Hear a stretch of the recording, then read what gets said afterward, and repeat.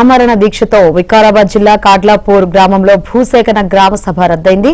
దీక్షను ఆపాలని పోలీసులు ఎంత ప్రయత్నించినా రైతులు వెనక్కి తగ్గకపోవడంతో అధికారులు ఈ నిర్ణయం తీసుకున్నారు. తమకు స్పష్టమైన హామీ ఇస్తేనే దీక్ష విరమిస్తామని రైతులు పట్టుబట్టారు.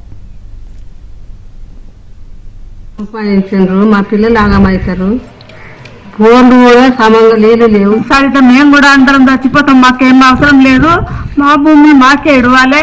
మా కాడ్లాపూర్లో ఇండస్ట్రియల్ పార్క్ నిర్మాణం కోసం ప్రభుత్వం భూసేకరణకు రైతులు ఒప్పుకోవడం లేదు. ఆందోళన బాట పట్టి ఆమరణ దీక్షకు దిగారు.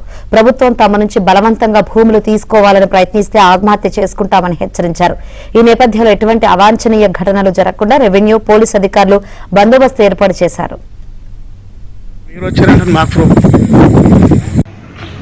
పోరాటాలు చేసినాం, లాస్ట్ పోరాటం ఒకటే, భూములన్నా మిగిలాలి, మా ప్రాణాలను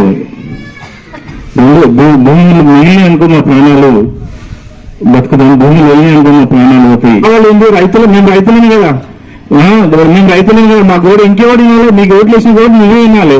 నువ్వు వినపోతే కలెక్టర్ వినపోయా, ఆర్డీఓ వినపోయా, ఎవరు వినపోతే మా గోడ ఏం చెప్పుకోవాలి. గ్రామ సభ ఖచ్చితంగా పెడతామంటే కాళ్ళపూర్లో ఉన్న కావాలి. ఆ పోలీసు వాళ్ళ బలగాన్ని ఎంతమందిని తీసుకొచ్చినా సరే ధీటుగా ఎదుర్కొని ఇంకా సిద్ధంగా ఉన్నాం. నువ్వు ఏ కేసులు పెట్టినా ఏం చేసినా, ఇన్ని 100 కేసులు నడిచినాయి. గత తెలంగాణ ప్రభుత్వం అంటే 1200 మంది చచ్చిపోయారు. ఇప్పుడు ఒక ఊరు కోసం ఒక 3-4 చావడానికి కూడా సిద్ధంగా ఉన్నాం. అన్ని కుటుంబాలలో భార్య పిల్లలకు కూడా చెప్పుకొని వచ్చినాం. నిన్న మొన్న మేము కూడా గ్రామ సభ పెట్టొద్దంటే మందు జాగ్రత్తమో పిట్టోలో వచ్చుకుందాం అనుకున్నాం. కానీ